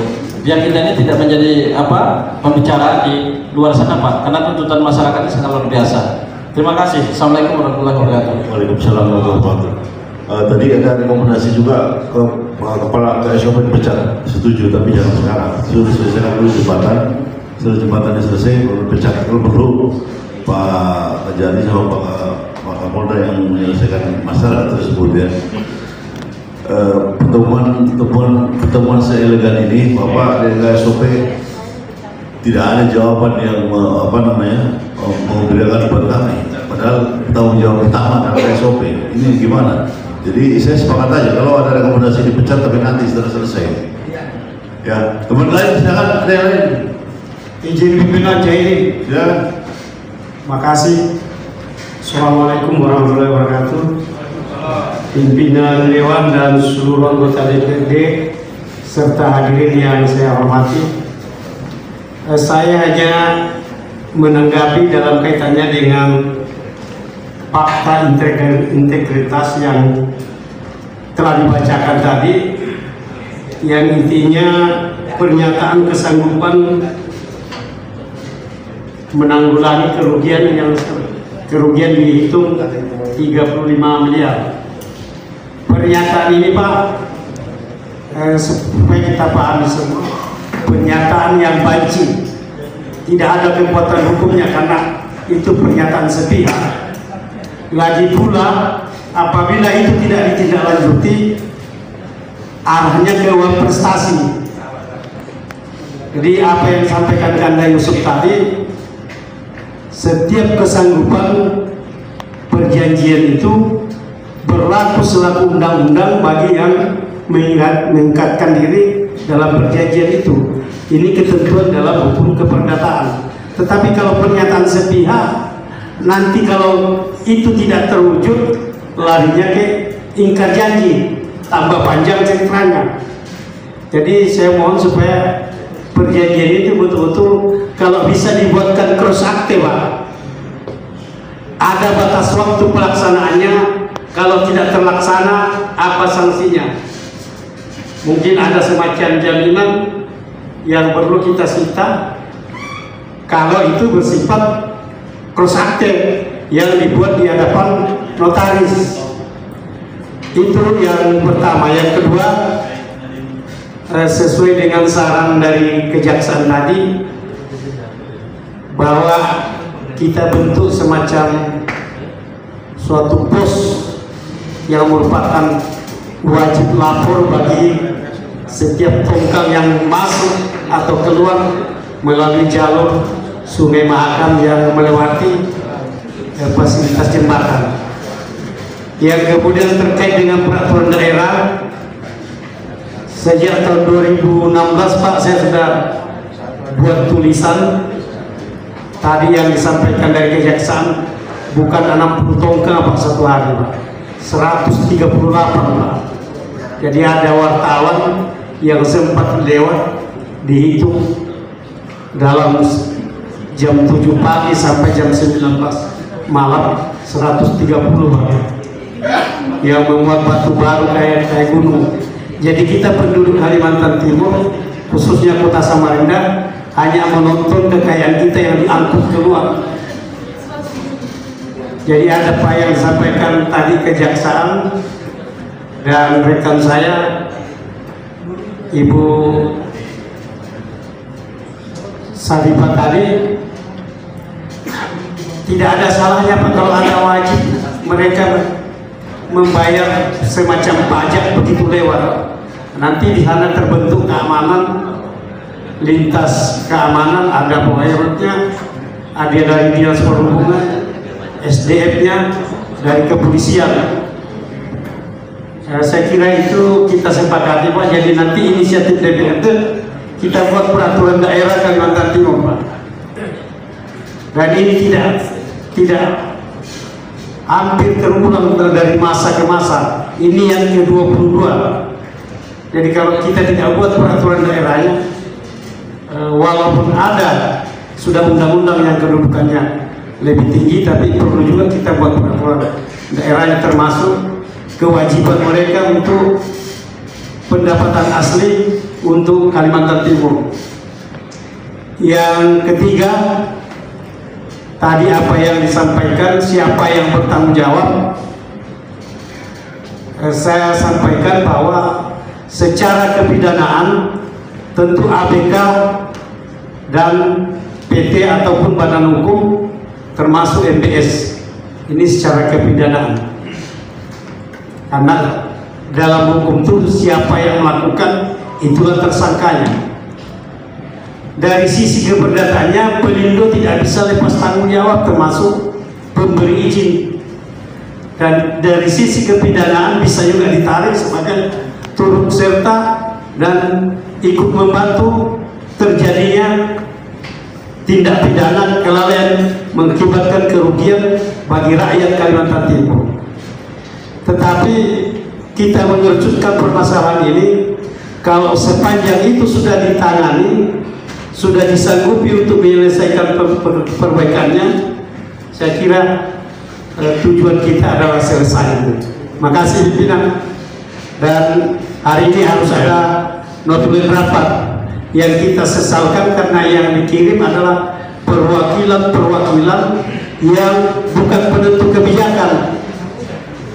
Apa yang disampaikan pimpinan tadi, ini seolah-olah undangan DPRD ini dikesampingkan, hanya memilih perwakilannya yang tidak bisa menentukan suatu kebijakan. Sekali lagi, fakta integritas tadi kita giring supaya dibuat di hadapan notaris. Demikian, assalamualaikum warahmatullahi wabarakatuh. Waalaikumsalam warahmatullahi wabarakatuh. Kembali ke Pak SOP, notaris Pak. Kami bisa diundang sebagai saksi, silakan. Pak, minta jawabannya Pak. Bapak mewakili berarti harus punya decision maker sekarang. Atau sambil ditelepon. Izin menghubungi pimpinan dulu ya. Ya? Izin menghubungi pimpinan dulu semua. Satu kali 20 jam. Jadi Pak, ini semua teman-teman menyampaikan kami ngasih waktu dalam waktu 1 kali 24 jam sudah ada kabar dari KSOP terkait dengan perjanjian pergantian yang legal hukum. Ya, setuju teman-teman ya? 1 kali 24 jam itu. Bagaimana Pak Ketua Operasi? Silakan.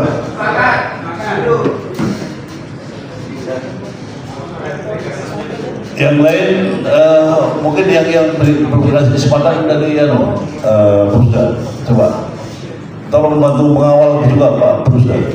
Terima kasih Pak Ketua. Bismillahirrahmanirrahim. Assalamualaikum warahmatullahi wabarakatuh. Selamat siang dan salam sejahtera buat kita semua.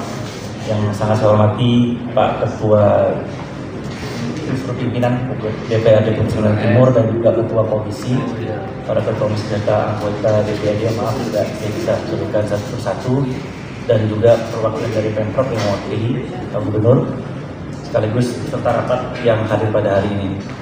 Saya ingin menyampaikan beberapa hal saja Pak, bahwa dalam konsep pengolongan di jembatan Mahakam itu memang konteksnya bahwa MBS itu sebagai bagian dari kerjasama dengan teman-teman Pelindo Pak. Pertama yang saya sampaikan itu, di mana kami dengan Pelindo itu punya semacam perjanjian di mana masing-masing memiliki hak dan kewajiban. Nah, dalam konteks kewajiban, dari sisi kami adalah pengamanan dari sisi asuransi Pak. Jadi kami sudah melakukan sejak 2023 sejak awal perjanjian itu mengasuransikan tiga jembatan yang ada Pak. Jadi 2 jembatan yang Mahakam Kembar dan 1 jembatan yang di Mahulu. Yang pertama, dan dari sisi sini juga kami sudah berproses dari teman-teman asuransi siap untuk melakukan penggantian dan segala macam, tapi menunggu hasil clear dari investigasi yang ada Pak. Jadi itu sebagai bukti proses klaim itu bisa berjalan dengan sempurna. Itu yang pertama. Terus yang kedua, dari sisi kewajiban dari sisi CCTV Pak, kami juga pasang unit CCTV untuk 3 unit jembatan tadi. Jadi ketika ada terjadi insiden seperti yang bapak kemarin lihat, bahwa dari CCTV kami itu jelas sekali bahwa jembatan itu sedang bergoyang ketika ditabrak. Dan kemudian dari sisi kami juga ada penyediaan 2 kapal asis Pak. Tapi dalam konteks kemarin ketika tabrakan itu bukan kapal kami yang sedang mengasis. Jadi situ total ada, kalau tidak salah ada 6 kapal, 4 kapal asis yang ada di Mahakam Kembar dan 2 kapal asis yang ada di Mahulu. Tapi dari proses itu kami punya 1 unit yang ada di Mahakam Kembar dan 1 unit yang ada di Mahulu. Dalam proses terjadinya tabrakan itu bukan kapal kami yang asis, yang mau saya sampaikan. Nah, kaitan dengan kewajiban apa yang diwajibkan kepada teman-teman Pelindo, bahwa Pelindo harus memasang rambu-rambu lalu lintas Pak, lalu lintas air maksud saya di situ. Jadi terhadap dalam proses pengolongan dan seterusnya. Satu sisi juga mereka memiliki kewajiban terhadap pemasangan pile fender Pak untuk kaki jembatan dan dolphin. Nah, ini sudah kami konfirmasi kepada teman-teman Pelindo, memang ini belum dipasang Pak. Jadi sebenarnya ada pile fender yang di kaki jembatan itu. Jadi ketika proses tabrakan itu yang mengenai pile itu dulu Pak. Jadi tidak langsung kepada jembatannya. Jadi ketika fender ditabrak misalkan, itu ketika ada pile maka pile itu yang duluan ditabrak sebelum kepada jembatan. Dan dalam konfirmasi yang kami minta kepada teman Pelindo, kenapa kewajiban ini belum dilakukan, khususnya PJM ya, mereka sampaikan bahwa itu takut mengganggu struktur yang ada di kaki jembatan. Jadi mungkin bisa coba kita klarifikasi bersama, apakah memang pemasangan pile fender tadi itu bisa mempengaruhi struktur kaki jembatan. Dan kaitan yang lain Pak, yang mau saya sampaikan dalam konteks ini adalah bahwa yang kami lihat Pak, dalam konteks pengalaman yang kami lihat, itu kenapa ASIS itu akhirnya tidak bisa berperan optimal Pak. Itu dikarenakan mungkin dalam analisis kami Pak, itu dalam proses tundanya kapal itu terlalu dekat dengan jembatan Pak. Sehingga ketika terjadi ada kemungkinan tabrakan itu, maka ASIS tidak memiliki kemampuan yang kuat mungkin untuk itu. Jadi makanya sekedar saran mungkin kaitan dengan efisiensi kapal atau apa, harusnya memang ASIS itu jauh-jauh sebelum melewati jembatan. Dan itu sehingga ketika ada kejadian apapun, maka dari sisi lainnya itu bisa lebih meminimalisir lah. Mohon maaf kalau dari pandangan kami seperti itu. Nah, kaitan dengan kemungkinan penambahan 1 eskort, pada prinsipnya kami siap Pak, misalkan ketika terjadi kapal harus bisa tetap berlalu lalang di sana, maka ketika belum ada fender itu wajib harus ada kapal eskort. Ketika jadi proses itu, jadi ada kemungkinan ketika asisnya mulai dari jauh, kemudian eskort harus standby Pak. Jadi ketika proses terjadinya ada kemungkinan lepas alur dan segala macam, itu kita bisa bertindak dengan lebih cepat. Itu sih sekedar saran dari kami Pak, jadi mohon maaf jika ada salah kata. Wassalamualaikum warahmatullahi wabarakatuh. Waalaikumsalam. Biar pimpinan Pelindo itu kasih aja Perusda, jangan kasih jasa maritim. Ini loh Perusda pemasukan uang kas daerah, kenapa dikasih ke swasta yang tidak jelas? Pelindo kasih Perusda kerjaan ini, jadi kalau ada kerusakan langsung bisa diganti oleh kas daerah, uangnya ke uang daerah yang kalau ada rusak. Ya. Ini hanya sekedar tambahan aja. Ini Pak ya, karena terus terang saja nanti kalau perlu dilibatkan Biro Hukum dari Pemkab Provinsi supaya nanti klausula yang dibuat itu lebih cermat Pak. Tentunya berkaitan mengenai subjek-subjek hukum. Karena sini kita ngelihat ini ada beberapa subjek hukum yang harus kita ketahui juga mengenai perusahaan pemilik kayu dan jangkut, ya Pak ya. Kedua, perusahaan pemilik kapal tongkang. Ketiga, perusahaan pemilik takbot. Ini harus cermat ini. Dan perjanjian jangan sampai nanti perjanjian yang dibuat ini subjek-subjek hukumnya nanti tidak nyambung. Akhirnya nanti ada cacat hukum dalam perjanjian nanti. Itu hanya sekedar tambahan. Terima kasih.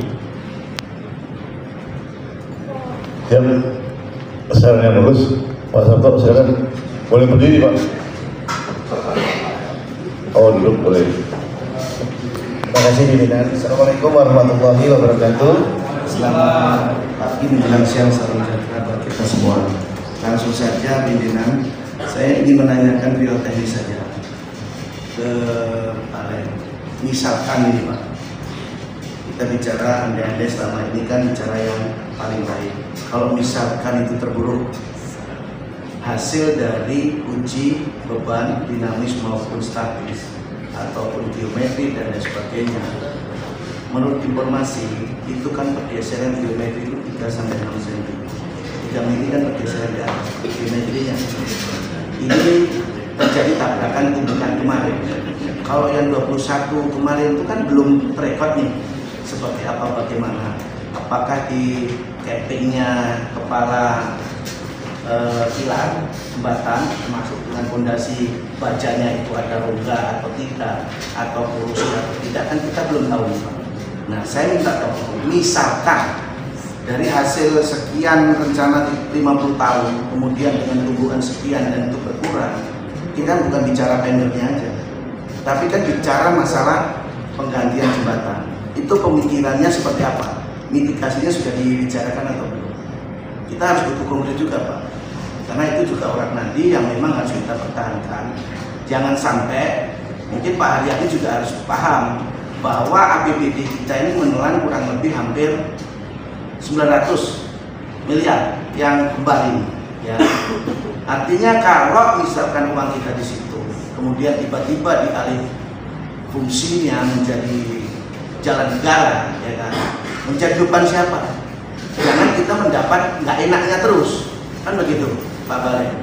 Kemudian kalaupun memang itu bisa terburuk, misalkan jembatan yang lama ini misalkan tidak layak, kalau layak harus seperti apa? Nah itu seperti apa juga? Jadi jangan sampai kita ini menerima nggak enaknya terus ya, karena jalan Bapak sudah ambil ya, termasuk jalan APT Pranoto sudah diambil, mungkin mau makan ya kan, Ilpadil sudah diambil, jangan juga jembatannya sudah ada ini, impactnya termasuk KSOP ya kan, jangan iya aja Pak ya, Pak Musdi kemana?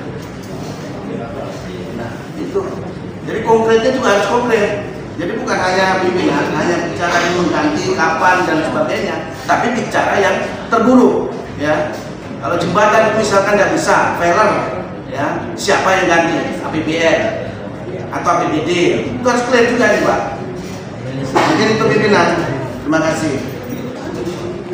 Baik, kemudian BPJ mau tanggapi, silakan. Singkat. Iya Pak, makasih Pak. Terima kasih Pak Sabto. Yang tadi saya sampaikan Pak, jadi insya Allah besok setelah tim KPJTJ hadir di jembatan, kita akan melakukan pengujian tadi Pak, beban dinamik. Nanti kami butuh waktu 1 hari untuk mempelajari dan menganalisisnya. Besok Selasa berarti Rebo hasil Pak. Mudah-mudahan hasilnya jembatan aman. Tapi tadi Pak Sabto tanya worst case-nya. Kalau worst case-nya memang ternyata misalnya tidak aman Pak, kami akan buat laporan ke Pak Dirjen untuk misalnya secara permanen ya jembatannya tidak diaktifkan. Ini worst case ya Pak, bisa terburuk seperti itu. Dan mungkin kita akan mengusulkan untuk penggantian ke depannya Pak. Kan pasti seperti itu kan. Karena memang kalau sekarang kita lihat kan flow-nya kan dibagi 2 ya. Kecuali kalau nanti mungkin selama proses penganggaran tersebut perlu waktu sehingga jembatan Mahakam yang kembar itu bisa dipakai untuk 2 arah, ya itu harus kita lakukan Pak. Tapi mungkin dengan pengaturan traffic manajemennya lebih baik. Mungkin yang pas di U-turn nya bongkar aja juga Pak, supaya bisa lebih lancar. Mungkin itu Pak Sabto worst case yang akan, kalau itu terjadi ya akan kami lakukan. Terima kasih Pak. Baik, kita ketahui hari Kamis tanggal 2 itu ketahui bersama, dan mudah-mudahan ini bisa disampaikan ke semua sehingga kita masyarakat, kita publik tahu hasilnya seperti apa, sepahit apapun Pak ya, tadi disampaikan oleh Bapak rekan dari Dewan, sepahit apapun dan apapun hasilnya tetap nanti kita langkah-langkah selanjutnya seperti apa. Jadi mudah-mudahan kita tunggu hari Kamis ini Pak, hasil final, cek final untuk kelayakan daripada jembatan ini, dan apabila sudah tahu hasilnya aman atau tidaknya untuk dilewati, dan terkait juga nanti Pak dari Kapolda terkait rekayasa lalu lintasnya, mudah-mudahan juga bisa dievaluasi dan dilaksanakan dengan lebih baik lagi daripada yang kemarin. Kita sudah ada pengalaman dari Jumat kemarin rekayasa lalu lintasnya, karena ini kan ada di atas dan di bawah ya, mungkin KSOP yang di bawah untuk rekayasa lalu lintasnya seperti apa ketika investigasi 3 hari ini dilakukan. Jadi apakah tutup total itu ketuanya, atau ada jam-jam tertentu, kemudian apakah semua boleh melintas di jam-jam tertentu atau semua tidak boleh melintas. Nah itu rekayasa seperti apa, monggo nanti disimpulkan bersama-sama sehingga pelayan publik tetap jalan, namun investigasi dan langkah-langkah mungkin berikutnya akan segera bisa dilaksanakan, termasuk setelah investigasi diketahui Pak, langkah-langkah perbaikannya dan sebagainya, termasuk jangka panjangnya Pak, nanti yang sesuai usul tadi untuk apakah perlu nanti untuk pembangunan jembatan baru itu seperti apa, pendanaannya seperti apa, apakah APBD atau APBN. Kalau kami sih harapannya nanti dari APBN juga berperan untuk itu Pak, untuk penganggarannya ketika untuk mengganti, ada opsi untuk mengganti jembatan Mahakam 1 ini.